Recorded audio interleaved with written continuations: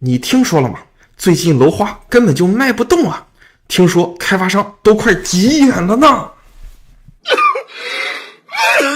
大家好，我是 Norman。不知道大家有没有看10月份房价和销量的数据统计？房价确实是企稳了，7、8、9、10 4个月房价都在非常小幅的上涨。我们如果看销量，确实是比较惨淡的，跟去年同期比，销量差不多腰斩了。如果这样惨淡的状态持续下去，相信会有不少经纪人被从这个行业中清出去，没有生意做嘛。今天不聊现房了，主要来聊聊楼花市场。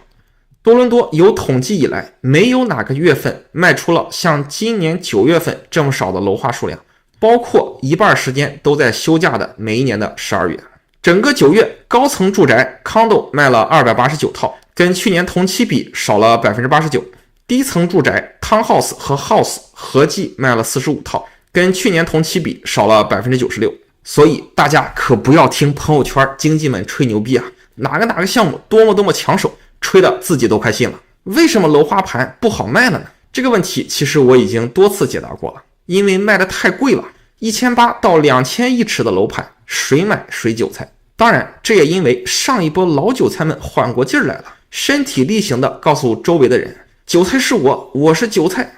大家如果最近刷 KJG 小红书这样的平台，会经常发现很多楼花是以原价甚至低于原价在进行转让的。一个楼花盘原价转让算上各种手续费，如果当初是 15% 的首付买的，差不多已经亏掉了1/3到 40% 的付款本金了。不恰当的打个比方，买到这样的房子可能还不如买到烂尾的房子，毕竟烂尾的房子本金起码是全额可以退还回来的。举几个亏钱转让楼花的重灾区的楼盘。Downtown 2018年 Sugar Wolf 和 One Young 这两个楼盘，现在很多卖 assignment 的人都是在割肉的。Midtown 也有几个楼盘，比如 E2， 相信很多人也是在以低于原价在进行转让的。为什么这批买楼花的人亏钱了呢？答案是当年买贵了呀，当年买在1400、1500，被当时的销售话术忽悠了，觉得能涨到1800，其实和今天1800到2000的楼花被忽悠一下，觉得未来能涨到2500到3000是一个道理。如果大家无视我的警告，依然要高价买最贵最豪华的楼花，那么上面这批人的今天就是5年后大家的明天。也是因为有了这样一批天使投资人的无私奉献、英勇托底，我发明了那一句哪里楼花贵就去哪里买现房的接近必胜的投资法则。2022年截至9月末只卖掉了21890套楼花，卖掉这么少的楼花会有什么样的后果呢？答案其实我在之前的多个视频里也讲到过了。2023年将会面临断崖式的新房开建的下降，这对未来几年多伦多房屋供给将是进一步的雪上加霜。不光是卖掉的楼花数量变少会导致新建的房屋数变少，还有很多项目卖掉了，但是又好像没卖掉，因为他们没有卖到 70% 的建筑贷款审批线，没有办法开建。一个项目拖得太久了，不光会增加这个项目的成本，还会增加这个项目的风险。要不然开发商又跟大家说，哎呀，我觉得项目不够本了，大家还是加点钱吧。要不然这个项目更大概率黄摊建不起来。给大家举个例子，Downtown多伦多某知名大开发商，真的是非常大的开发商，3月份开盘了一个项目，开发商老板当时觉得市场还不错嘛，没有把所有的 unit 拿出来一次性卖掉，留了一部分。结果5月徒伤悲，6月徒伤悲，7月徒伤悲，8月徒伤悲，9月徒伤悲，10月徒伤悲，现在只卖掉了 40% 多，距离开建线还遥遥无期。本来预计今年年末就可以开工，很大概率会被推迟到2023年下半年或者年末才能开工。最近为了促销也在疯狂的打折，价格明升暗降，来到了比3月开盘还要低的程度。那么3月份买这个楼盘的那一批人就变成了一波非常新的韭菜，嫩得很哦。根据历史数据，新房销售对新房开建的影响来得多么快呢？答案是基本上第2年效果就会体现出来。我这边统计了最近5年新房售卖和新房开建的一个数量关系，大家可以看到2018年卖的比2017年少，结果2019年开工的数量就比2018年少，19年卖的比18年多，20年的开工数量就较上一年上涨了，20年卖的比19年多，21年开工继续上涨。21年卖的比20年多，所以22年截止9月末开建数量比21年截止9月末还是要多的。21年开工了30909套，所以2022年截止9月只卖掉了21890套房。2023年的开建以及未来多年的房屋供给一定是断崖式下降的，这会让多伦多及周边的房屋供给进一步雪上加霜。讲了这么多听起来很负面的新闻， Norman 是要给大家贩卖焦虑吗？不， Norman 从来不贩卖焦虑，总是提出问题并提出解决方案。我希望可以透过现象看本质，给大家分析一下如何从貌似都是危的环境中找到机遇，并从中获益。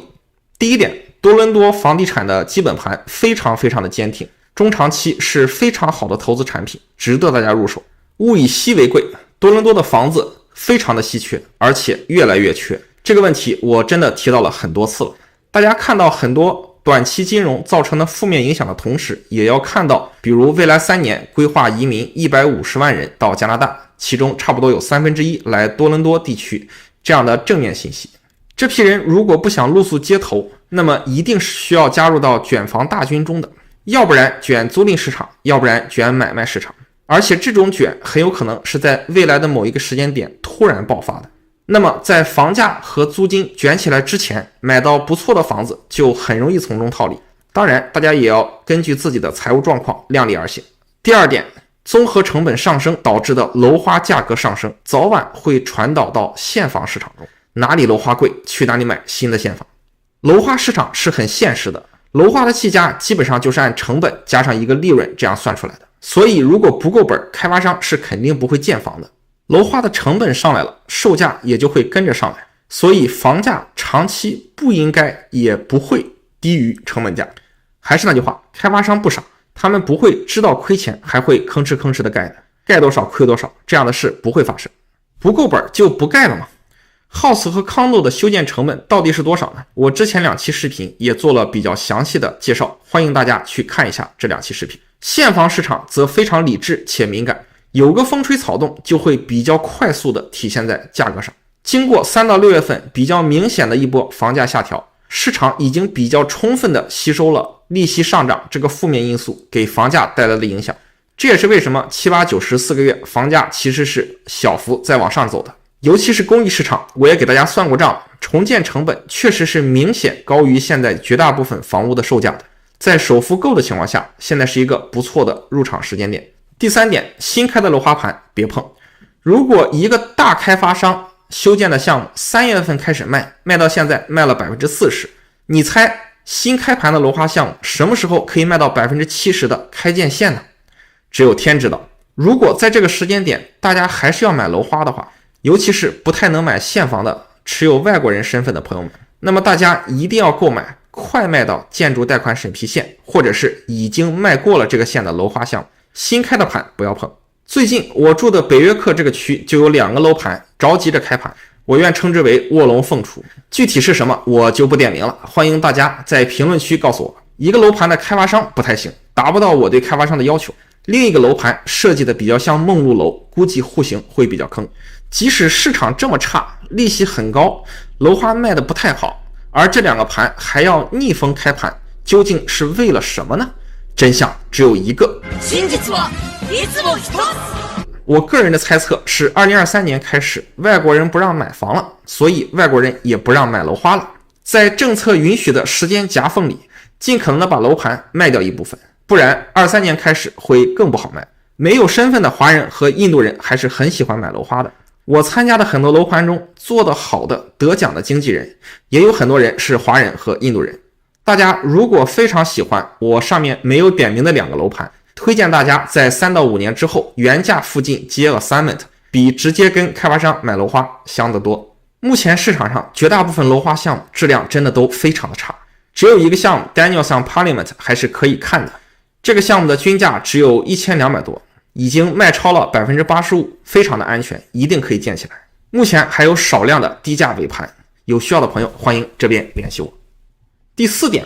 我们掐指一算，2023年的新房开建数量明显下滑，那么建筑行业中就会有很多人被 lay off， 这些合同工很有可能丢掉自己的饭碗。大家总归还是要吃饭的嘛。如果大公司待不下去了，那么我相信这批人会有很多人加入中小型装修公司，或者变成个体户。这样看来，2023年建筑和装修行业的人员供给会大幅增加，对需要建筑和装修的人来说，溢价空间也会变大。大家如果有翻店的计划，相信2023年会是一个不错的时间点。很多 builder 在价格上面会跟大家有更多的可商量的空间。翻店这个话题是我搁了很多次的话题，已经在努力做稿子了，争取今年跨年前后给大家做出来，敬请期待。最后总结一下，楼花确实卖得非常不好，原因是大部分楼花盘太贵了，大家都不傻，太贵了就少买点或者不买了嘛。政策的制定者是不是也应该反思一下，